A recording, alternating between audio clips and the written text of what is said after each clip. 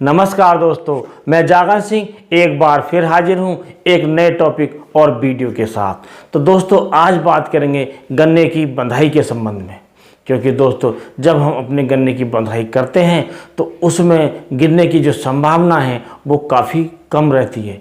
और दोस्तों हमारी जब गन्ना नहीं गिरता है तो उससे जो पैदावार मिलती है हमें ज़्यादा मिलती है, क्योंकि दोस्तों गन्ना गिरने से गन्ने की लंबाई तो ख़राब हो ही जाती है और उसका वज़न भी कम हो जाता है। और दोस्तों उसके साथ साथ उसमें जो जंगली जानवर हैं या चूहे हैं उनका भी खतरा बढ़ जाता है। यानी कि कुल मिलाकर जो हमारी गन्ने की पैदावार है वो कम हो जाती है गिरने से। तो हमें हर प्रकार से अपने गन्ने की गिरने से बचाना चाहिए। और इसका जो हमें बचाने का जो सबसे बड़ा तरीका है वो है बंधाई का। जो हमारे गन्ने अक्टूबर में बोए गए थे या बसंतकालीन गन्ने बोए गए थे उनमें तो बंधाई इस समय लगभग हमारे सभी किसानों ने कर ली होगी या कर रहे होंगे। तो दोस्तों बंधाई के संबंध में आपको हम सबसे शुरू से लेकर चलते हैं। जब आप बंधाई करते हैं तो जो सबसे पहली आप बंधाई करते हैं तो गन्ना जिस समय 5 से 6 फीट का हो जाए तो हमें पहली बंधाई करनी चाहिए। पहली बंधाई करते समय हमें इस बात का ध्यान रखना चाहिए कि हमें पूरे मेढ़े को नहीं बांधना है, पूरे समूह को नहीं बांधना है। शुरू में हमें 4-4, 5-5 गन्ने एक साथ बांधने चाहिए। और ये जो बंधाई है हमें 2 फीट ऊपर से करनी चाहिए, ज़्यादा ऊपर से नहीं करनी चाहिए। क्योंकि दोस्तों जब हम ज़्यादा ऊपर से कर लेते हैं तो हमारी हरी पत्तियां भी आ जाती हैं। हरी पत्तियों के आने से जो फोटोसिंथेसिस क्रिया है वो भी प्रभावित होती है। हमारे गन्ने की लंबाई भी कम रह जाएगी और मोटाई भी कम रह जाएगी। तो हमें शुरू में जो बंधाई करनी है वो हमें 2 फीट पर करनी है, जिससे हमारा जो गन्ना है अच्छे से विकास करता रहेगा और गन्ने को हवा भी अच्छी मिलती रहेगी। और जब हमारा गन्ना काफ़ी लंबा हो जाए यानी कि 7-8 फीट का हो जाए तो हमें दूसरी बंधाई करनी है। और दूसरी बंधाई हमें करीब 5 फीट पर करनी है।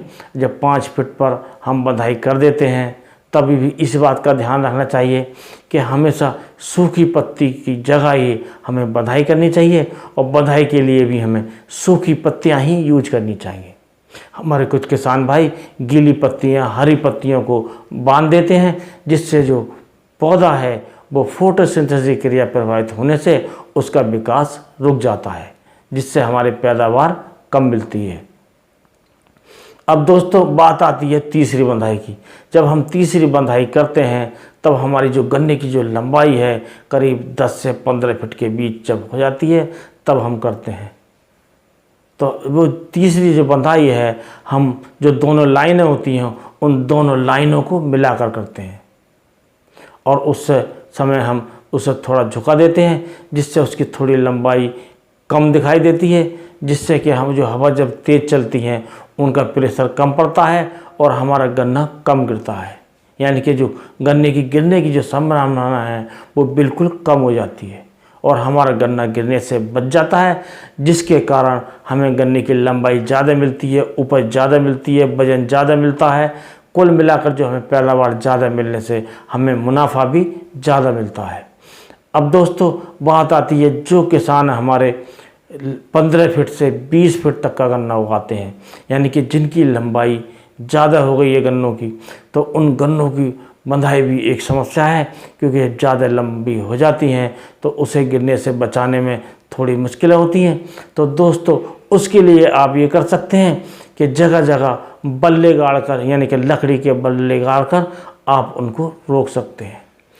आप एक साइड से बल्ले गाड़ते चले जाइए और उस पर लोहे का तार लीजिए और तार को बल्ले के चारों तरफ घुमाकर उसे बांध दीजिए और बीच में जगह जगह बल्ले गाड़ दीजिए और फिर उनको घुमाकर तार बांध दीजिए। इस प्रकार आप पूरी लाइन पर जब बांधते हुए चले जाएंगे तो हमारा जो गन्ना है वो नहीं गिर पाता है, यानी कि जो 15-20 फीट का गन्ना भी होता है वो भी गिरने से बच जाता है। तो दोस्तों इस प्रकार आप गन्ने की बंधाई करके अपने गन्ने को गिरने से बचा सकते हैं। तो दोस्तों चलते चलते आपसे अनुरोध करूंगा, यदि आपको वीडियो पसंद आया हो तो वीडियो को लाइक कीजिए, दोस्तों में शेयर कीजिए और चैनल पर इसी प्रकार के वीडियो देखते रहने के लिए चैनल को सब्सक्राइब कीजिए और जो बेल आइकॉन है उसे भी प्रेस कर लीजिए, ताकि आपको जो नोटिफिकेशंस हैं, वो जो सूचनाएं हैं, समय से मिलती रहें।